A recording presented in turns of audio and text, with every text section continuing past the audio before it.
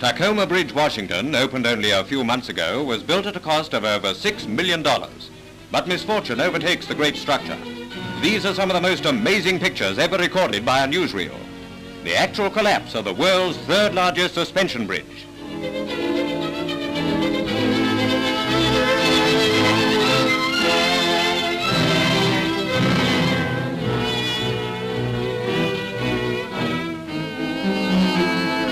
Only a 35-mile-an-hour wind is blowing, but this apparently sets up a rhythmic swinging of the bridge, which increases with each swing.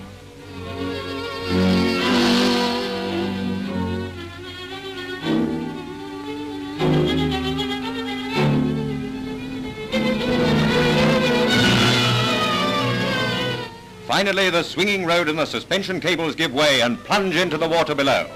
Fortunately, the only casualties were a car stalled on the bridge and a dog.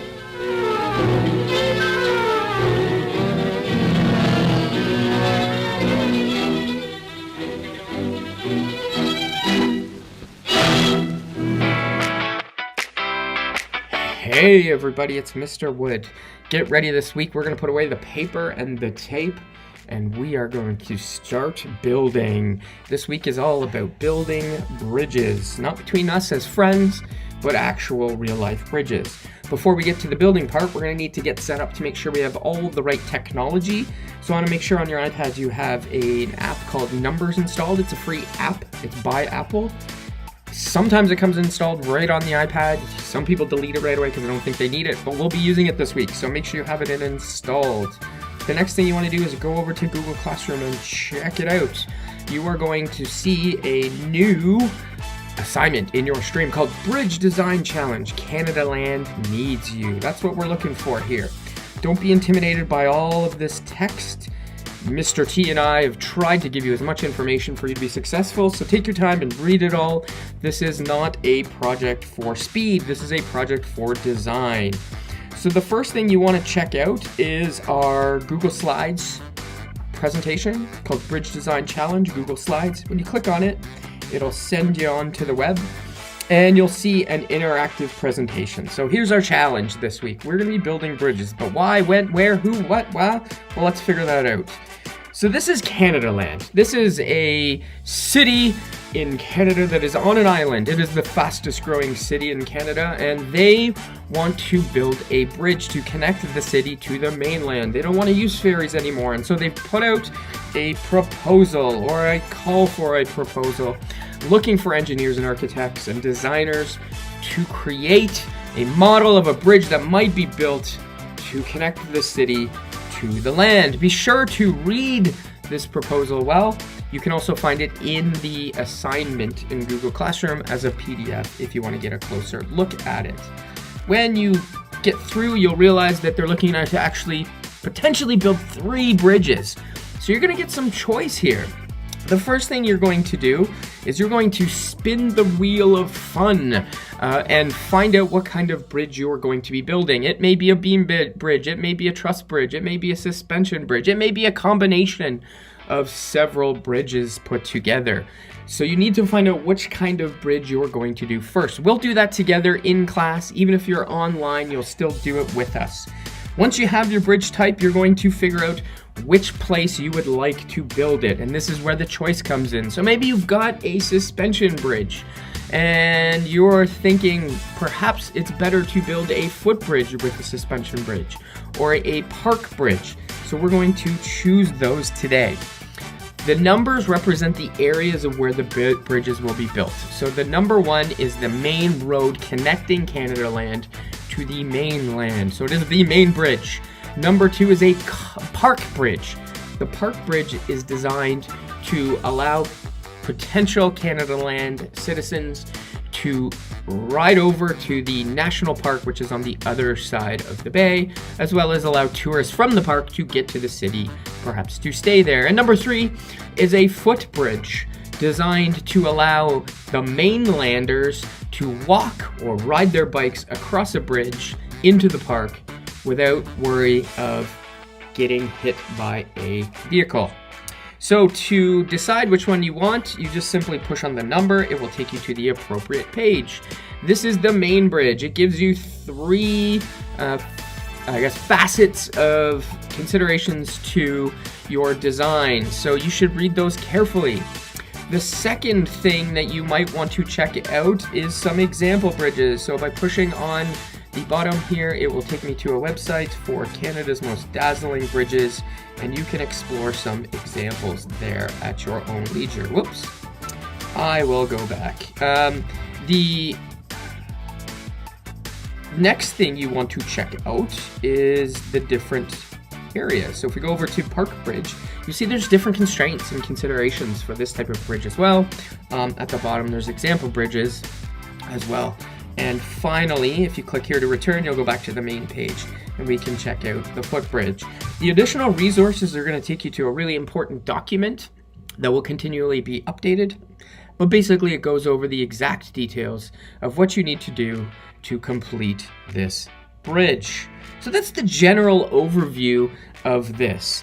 Once you decide which kind of bridge you are going to build and where you are going to build it, then we are going to get into the design process. So to get into the design process, we're going to head back over to Google Classroom, and you're going to open up that numbers file. Now, it's really important to pay attention to this particular part because it can get tricky to get this file open correctly in numbers. Unfortunately, Google and Apple do not like each other very well, and so they don't make it very easy for us to integrate across these platforms.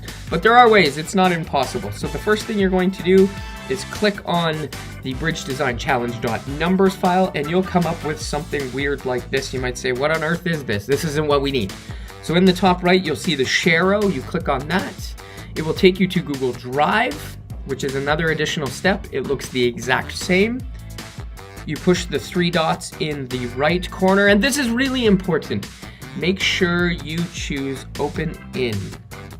It will prepare to export, which means it basically downloads the file, and lo and behold, look on top, and you see numbers. Your numbers may not be right there. You may have to even go to More to find it.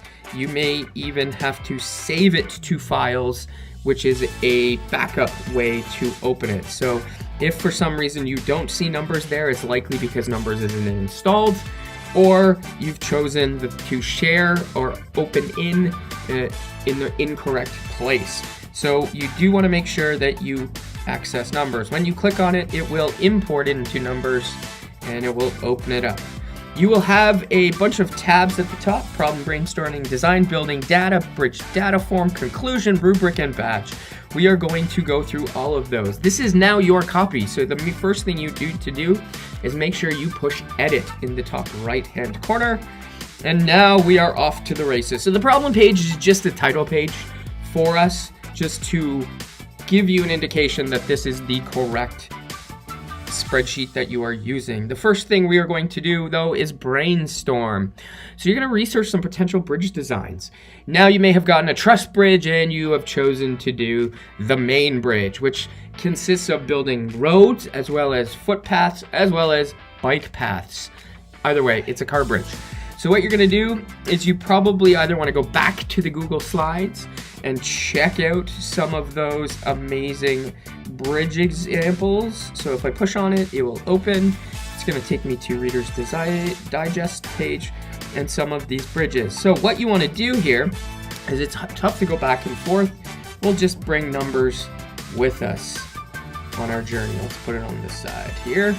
And what you can do is you can simply, so I've got my bridge and I'm just going to drag that picture right over top. It will land. You can actually do this so it can scale down. And you're going to have some bridges. You might want to also take in the actual bridge design and put a title here. You can easily add a title by clicking plus, click the shapes, click the text, pop it in here. You can even use the voice to text feature. Suspension bridge, and it will sometimes work. There we go. So this is your example. You might have this. You might want to put on the information where it is, what kind of bridge it is. Is it a car bridge? It certainly looks like it. And we can even go back to our slide presentation, click done, and find some other ones. Open it back up. And let's see here. I will bring numbers on this side again. And bingo. So we've got the Welland Canal Bridge, the CPR Bridge. This one's really cool because it's high. And it does trains. So you want to put in here some research. You're looking for the type of bridge it is, what its function is, and how it's designed. This is really important because not only are you building a functional bridge, you're also going to add some architecture to it. So architecture is going to focus in on some of those design criteria that we talked about a little bit earlier in our units. So once you have your brainstorming down and you've got enough information for what you think is going to be the appropriate bridge design, you are going to move over to the design. We don't really need the internet for this part. You can take out your pen and you can put in a drawing if you want. You can change the color of the background if it's not appropriate for you. So when you take out your Apple Pen, you're going to simply draw it. Draw what you think is happening, what you envision the end to look like, and don't forget to label it. So you're actually going to label what you might consider the interesting parts of the bridge. Bonus marks if you can label the forces affecting it as well. So in my case, I might build a bridge, let's say, and I'll build, say, a truss bridge, and it's got these triangles underneath, and it goes here, and it's a road, and it's going to have the beams on the end of the bridge. Of course, I'd do a better job if I had more time, but in the interest of time, I'm not. Maybe my bridge will have a ladder here. Again, I would put it, and then there's like a big lookout. So I would label this lookout and put it in here. So this would be my bridge. Of course, it's a truss bridge, so I might put that in it. And you're going to see the triangles, of course, they'll be connected. And any other features that you might add on it. So the force is going to be acting here, and the bridge is going to be pushing up on that force. So once you have that, you're going to start building. Mr. T or myself will tell you in person how the building process is going to work, but we're going to be using popsicle sticks and glue. There's also information in the Google Classroom for those people who are working entirely from home. There's a couple more tabs that you're going to need here that we can explain, but the building phase you're going to put on a time-lapse video as you build during the class, and then upload it at the end of each class. The data is pretty straightforward. You are going to fill out your basics of the bridge, which type it is. You get to choose here the number of popsicle sticks used, so keep track of that. How long the bridge is. The stability rating is up to you. Do you think it's a very stable bridge, or do you think it needs a little bit of work? The weight rating is the same. How much weight can it hold? So those people at school, we may be using batteries or pennies. It depends on what kind of bridge we're building. So the car bridge is going to require a lot more weight and more stability than, say, a foot bridge is. You can also use this data form to enter in a new example. You just simply push the plus. You can choose here and fill it in at your leisure. The conclusion is, once everything is done, once it's tested, you are going to insert a video or an audio file by pushing plus, and you can push the media. You've got two choices here. You can push a camera to record yourself, or simply record audio, and it will for you. And what we're looking for here is just some questions to be answered about the process and the final result. Once you're done, you can test it too, and edit. You can even edit it. So it is, I'm not going to put it in, but what you can do is, I'm not going to insert it, but you can click cancel, and what you're going to do is just reflect a little bit there, and if you get all the way to the end, you can see that we've put a rubric in. It's very big. You just resize it using your fingers. We'll go over that in class, and finally earn yourself a badge that you can take out of there, the good old Tacoma Narrows Bridge. So that's it for the spreadsheet design. It should be fairly straightforward for you. You are all tech wizards.